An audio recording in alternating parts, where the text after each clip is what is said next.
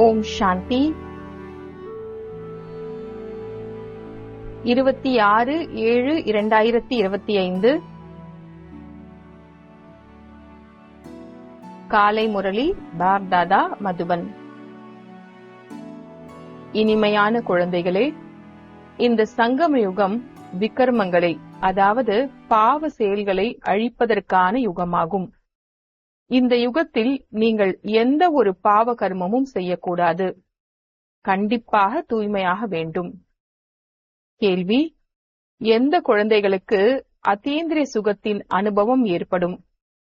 பதில்: யார் அழிவற்ற ஞான ரத்தினங்களினால் நிரம்பி இருக்கின்றார்களோ அவர்களுக்குதான் அத்தீந்திரிய சுகத்தின் அனுபவம் ஏற்படும்.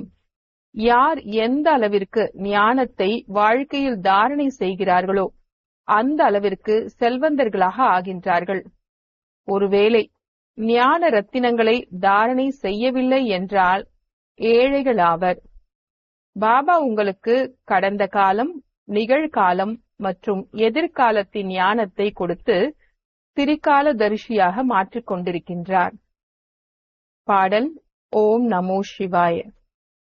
ஓம் சாந்தி. எது கடந்ததோ அது நிகழ்காலத்தில் நடந்து கொண்டிருக்கிறது. பிறகு எது இப்போது நிகழ்காலமாக இருக்கின்றதோ அது கடந்த காலமாகிவிடும். கடந்த காலத்தின் மகிமை பாடுகிறார்கள். நீங்கள் இப்போது புருஷோத்தம சங்கம யுகத்தில் இருக்கிறீர்கள். புருஷோத்தம என்ற வார்த்தையை கண்டிப்பாக போட வேண்டும். நீங்கள் நிகழ்காலத்தை பார்த்து கொண்டிருக்கிறீர்கள்.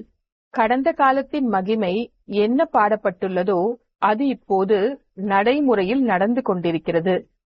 இதில் எந்த சந்தேகத்தையும் கொண்டு வரக்கூடாது. இது சங்கம யுகமாக இருக்கிறது. கலியுகத்தின் கடைசியாகவும் இருக்கிறது என்பதை குழந்தைகள் தெரிந்துள்ளார்கள். உண்மையில் சங்கம யுகம் 5000 ஆண்டுகளுக்கு முன்பாகவே கடந்துவிட்டது. இப்போது இது நிகழ்காலமாகும். இப்போது பாபா வந்துள்ளார். எது கடந்து விட்டதோ அதுதான் எதிர்காலமாகவும் இருக்கும்.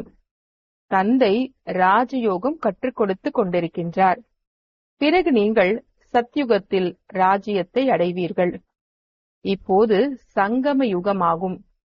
இந்த விஷயத்தை குழந்தைகளாகிய உங்களை தவிர வேறு யாருமே தெரிந்திருக்கவில்லை. நீங்கள் நடைமுறையில் ராஜயோகம் கற்றுக்கொண்டிருக்கிறீர்கள். இது மிகவும் சகஜமாகும். சிறிய மற்றும் பெரிய குழந்தைகள் யாரெல்லாம் இருக்கின்றார்களோ அனைவருக்கும் பாபாவை நினைவு செய்தீர்கள் என்றால் பாவ கர்மங்கள் விநாசம் ஆகும் என்ற ஒரு முக்கிய விஷயத்தை கண்டிப்பாக புரிய வைக்க வேண்டும். பாவ கர்மங்கள் அழியக்கூடிய சமயத்தில் பாவ கர்மங்களை செய்பவர்கள் யார் இருப்பார்கள்? ஆனால் மாயை பாவ கர்மங்களை செய்ய வைத்து விடுகிறது. எங்களின் மூலம் இந்த பெரிய தவறு நடந்துவிட்டது, அடி விழுந்தது என்று புரிந்து கொள்கிறார்கள். அப்போதுதான் தூய்மையற்றவர்களை தூய்மையாக்குபவரே வாருங்கள் என்று அழைக்கின்றார்கள். இப்போது பாபா தூய்மையாக்க வந்துள்ளார் எனும்போது தூய்மையாக வேண்டுமல்லவா? ஈஸ்வரனுடையவர்களாக ஆகிவிட்ட பிறகு தூய்மையற்றவர்களாக ஆகக்கூடாது.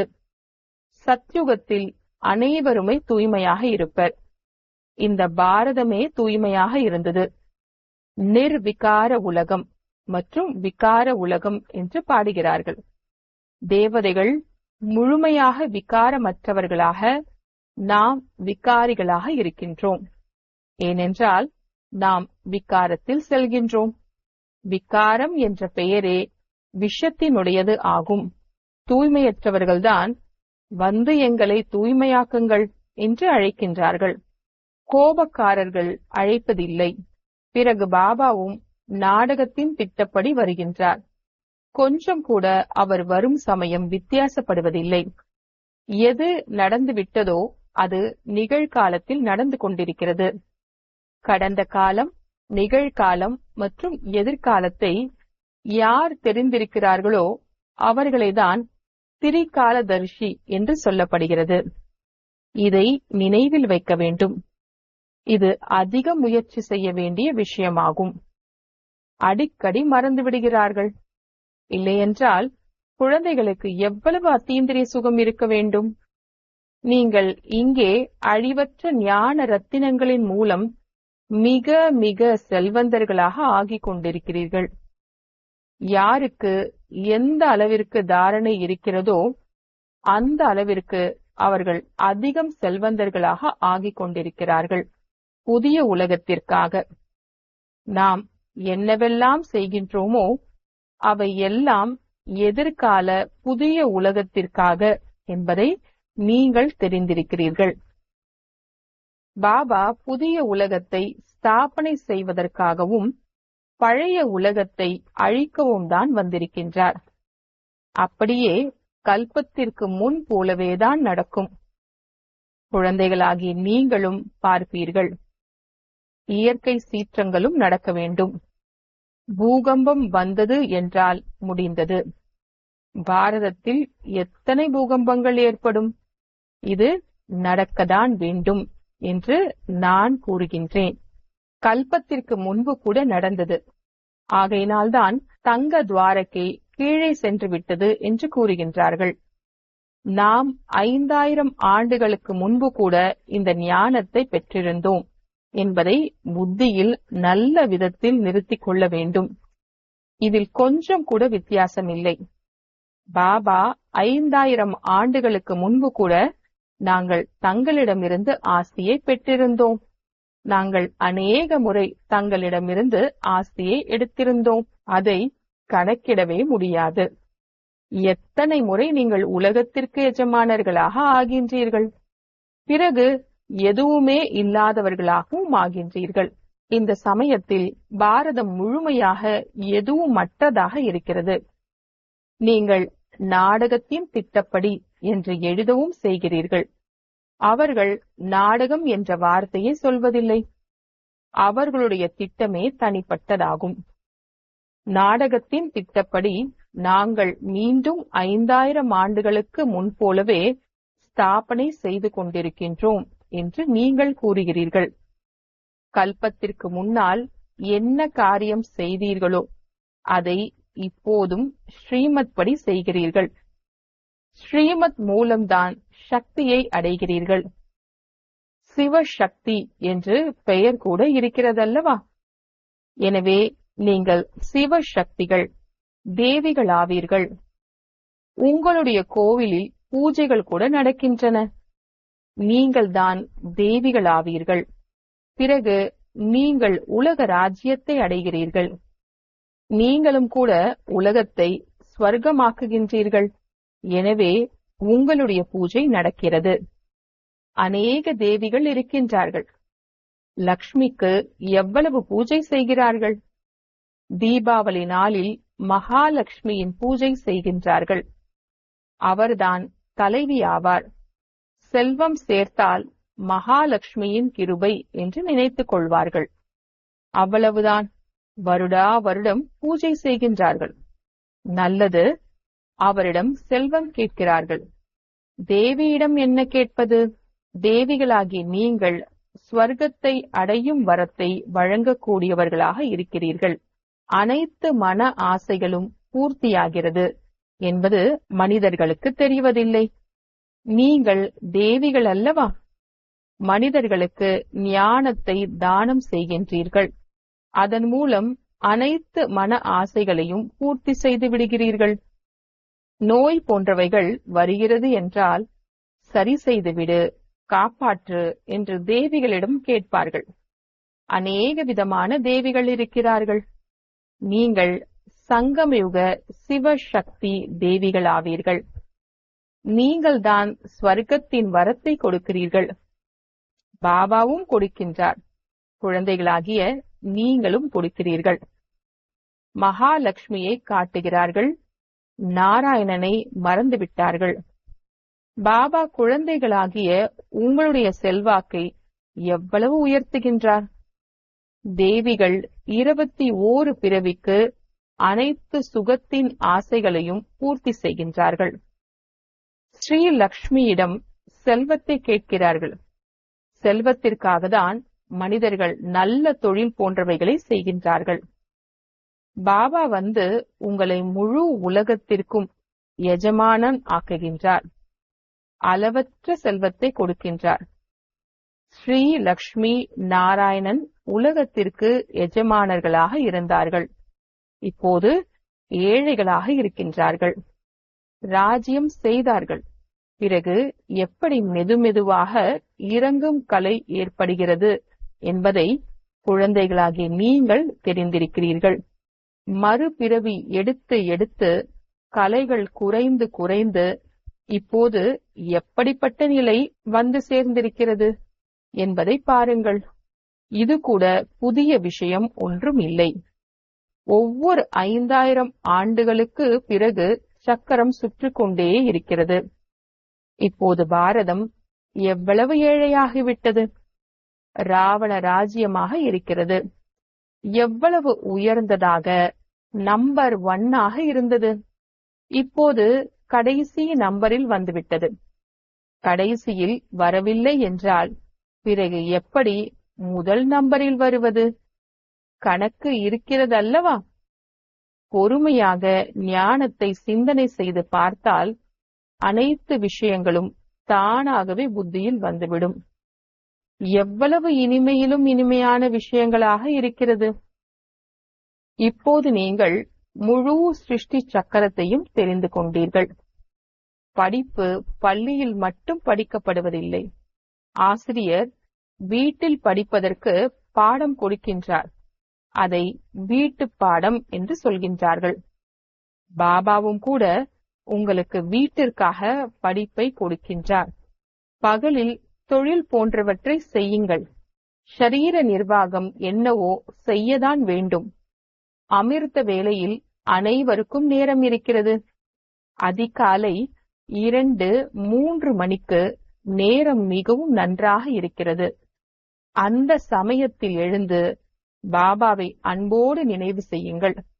மற்றபடி இந்த விகாரங்கள் தான் உங்களை முதல் இடை கடைசியில் துக்கமுடையவர்களாக மாற்றியுள்ளது. ராவணனை எரிக்கிறார்கள். ஆனால் இதனுடைய அர்த்தம் எதையும் தெரிந்திருக்கவில்லை. பரம்பரை பரம்பரையாக ராவணனை எரிக்கும் வழக்கம் நடந்து வருகிறது. அவ்வளவுதான். நாடகத்தின்படி இது பதிவாகி இருக்கிறது. ராவணனை எரித்துக் கொண்டே வந்துள்ளார்கள். ஆனால் ராவணன் இறப்பதே இல்லை. இந்த ராவணனை எரிப்பது எப்போது நிற்கும் என்பதை குழந்தைகளாகி நீங்கள் இப்போது தெரிந்துள்ளீர்கள். நீங்கள் இப்போது உண்மையிலும் உண்மையான சத்திய நாராயணனுடைய கதையை கேட்கிறீர்கள். நமக்கு இப்போது தந்தையிடமிருந்து ஆஸ்தி கிடைக்கிறது என்பதை நீங்கள் தெரிந்துள்ளீர்கள். தந்தையை தெரியாத காரணத்தினால்தான் அனைவரும் அனாதைகளாக இருக்கின்றார்கள். பாரதத்தை ஸ்வர்க்கமாக்கும் தந்தையை கூட தெரிந்திருக்கவில்லை. இதுவும் கூட நாடகத்தில் பதிவாகி இருக்கிறது. ஏன் இப்படி இறங்கி தமோ பிரதானமாக ஆகியுள்ளார்கள்? அப்போதுதான் பாபா வருகின்றார். ஆனால் தங்களை தமோ பிரதானமானவர்களாக புரிந்து கொள்கின்றார்களா என்ன? இந்த சமயத்தில் மரம் முழுவதும் இற்று போன நிலையை அடைந்திருக்கிறது என்று பாபா கூறுகின்றார். ஒருவர் கூட சத்தோ பிரதானமாக இல்லை. சாந்தி தாமம் மற்றும் சுகதாமத்தில்தான் சத்தோ பிரதானமாக இருக்கிறார்கள். இப்போது தமோ பிரதானமாகும். பாபாதான் வந்து குழந்தைகளாகிய உங்களை அஞ்ஞான உறக்கத்திலிருந்து விழிக்க செய்கின்றார். பிறகு நீங்கள் மற்றவர்களை விழிக்கச் செய்கின்றீர்கள்.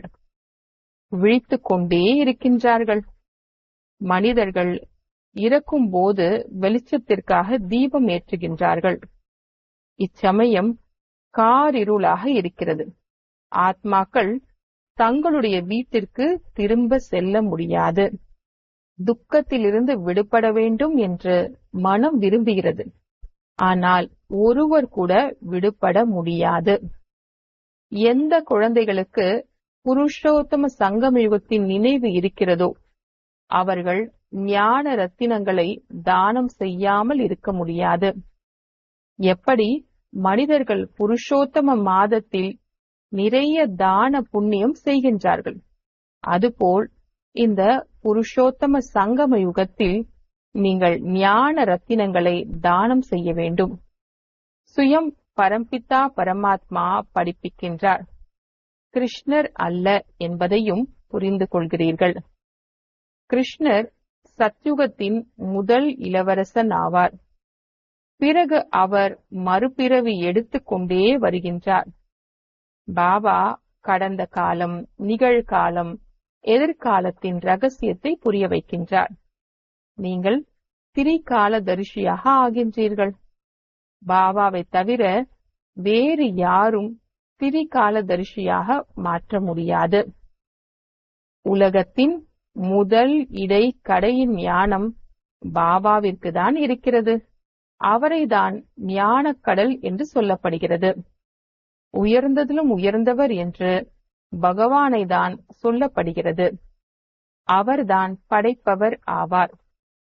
ஸ்வர்க்கத்தை ஸ்தாபனை செய்யும் இறை தந்தை என்ற வார்த்தை மிகவும் தெளிவாக இருக்கிறது.